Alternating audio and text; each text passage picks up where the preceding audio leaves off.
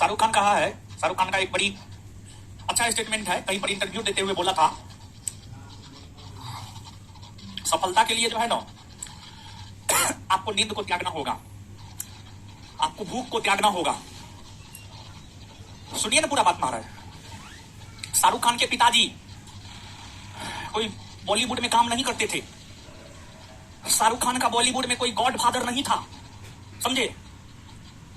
शाहरुख खान अपना मंजिल स्वयं बनाया है, शाहरुख खान अपना रास्ता स्वयं बनाया है, और अभी बॉलीवुड में टॉप 5 में उसका नाम जरूर आता है।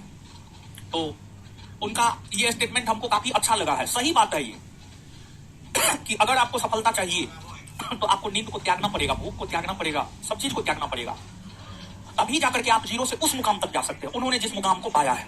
ठीक है, अब आपका क्या लक्ष्य हो तो आप ही जानते होंगे। चाय पे चर्चा करते हुए पहली बात ये हुई। ठीक, अब दूसरी बात ये है कि देखिए, जैसे कभी कभी हम लोग जो है जानते हुए भी गलती करते हैं। जैसे कि आप सब लोग जानते हैं रिजल्ट कैसे होगा, आप सब लोग जानते हैं। ऐसा नहीं है कि आप दूध पीता हुआ बच्चा है, नहीं, आप जानते हैं कि सफलता कैसे मिलेगा। सफलता की अगर हम लोग बात करें, सफलता त्याग मांगता है, मेहनत मांगता है, धैर्य मांगता है, तपस्या मांगता है, निरंतरता मांगता है।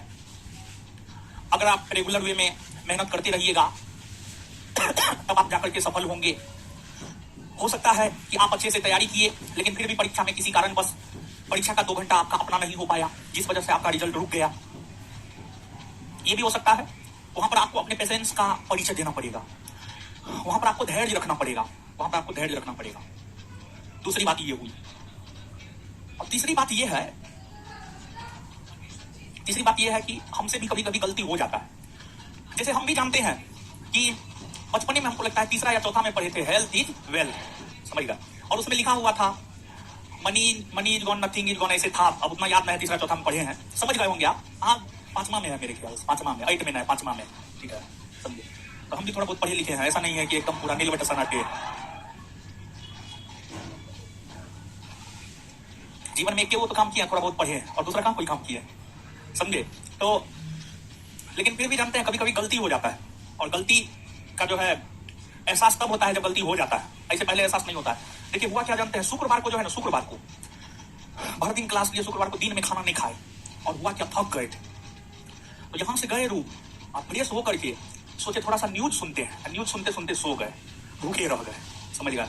और फिर शनिवार को, यानी एक तो मेहनत करने वाला लोग है, सुबह 8 से लेकर के रात में 9 साढ़े 9 बजे तक, ऊपर से भर दिन भूखे रह गए, पानी पे रह गए।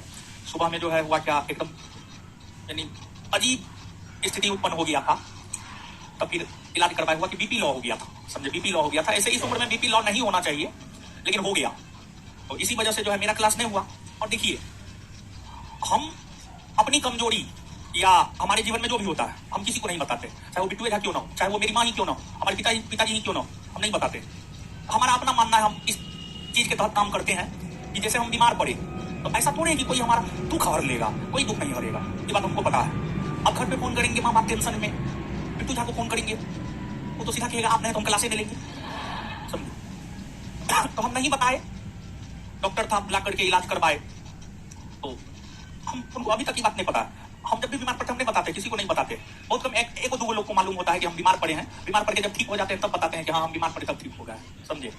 तो वही बीपी लो हो गया था। इसी वजह से शनिवार को ही था कि फाउंडेशन बेस में हम टेस्ट रखे थे, तो फाउंडेशन बेस का तो कोई टेंशन था नहीं, आपका बेस था। तो इसी वजह से शनिवार को जो है मेरा क्लास नहीं हो पाया। और जब हम बीमार रहते हैं तो हमारा मोबाइल ऑफ रहेगा, चाहे कुछ भी हो जाए, दुनिया पलट जाए, कोचिंग में बम मार दे कोई, हमको कोई फर्क नहीं पड़ता, समझे। तो हमारा मोबाइल ऑफ रहता है जब हम बीमार रहते हैं। तो मोबाइल ऑफ था, बात नहीं हो पाया, तो हम अगले दिन क्लास रखे थे। तो बिट्टू सर जो है ना, यानी हमसे जो बात नहीं हो पा रहा था एक दिन से, अपने मन से वो क्लास बंद करवा दिए, समझे। तो रविवार को हम क्लास लेते लेकिन जो है वही क्लास बंद करवा दिए। और देखिए पुणे रहते हैं, हम कोचिंग को संभाल लेते हैं। पिछले यानी सरस्वती पूजा से लगभग होली तक तो नहीं है, कोचिंग में कोई दिक्कत हुआ था जी, कितना बढ़िया संभाल। लेकिन हम एक दिन नहीं रहते हैं, उनके नाक में दम हो जाता है, समझे। और हमारा भी आदत थोड़ा बुरा है, हम जानते हैं कि आदत मेरा बुरा है, लेकिन शुरू से जो नीति हमारा रहा है, हम अपने नीति और सिद्धांत को नहीं बदल सकते हैं। हम बीमार पड़ते हम नहीं किसी को बताते, तो हम क्यों आपको बताएंगे, ठीक है। और देखिए यहाँ से हम एक बात बतलाना चाह रहे हैं, बीमार पड़िए तो बतलाइए दूसरे को, लेकिन एक बात हम आपको ये बतलाना चाह रहे हैं, अपना कमजोरी अपना कमजोरी किसी को मत बतलाइएगा। माँ बाप को छोड़ करके, माँ बाप को तो बतलाना ही पड़ेगा, समझे? माँ बाप को बतलाइए, माँ बाप को छोड़ करके ना अपने दोस्त को कमजोरी बतलाइए, दोस्त ना अपनी जीएफ को कमजोरी बतलाइए। आप लोग अपने बीएफ को अपना कमजोरी मत बतलाइएगा, समझ गए?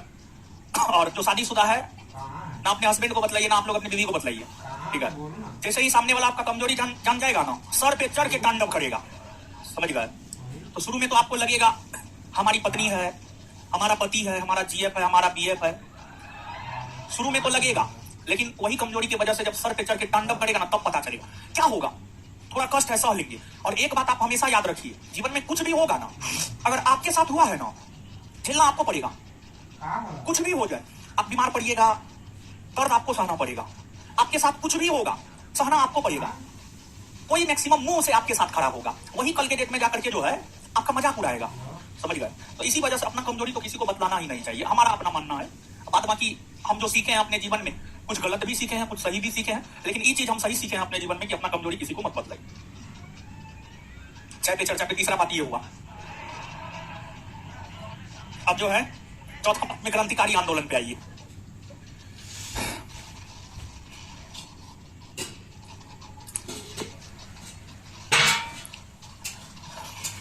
चलिए आगे आइएगा। देखिए हम आपको ये बात बतलाए हैं अभी तुरंत कि क्रांतिकारी आंदोलन की शुरुआत महाराष्ट्र से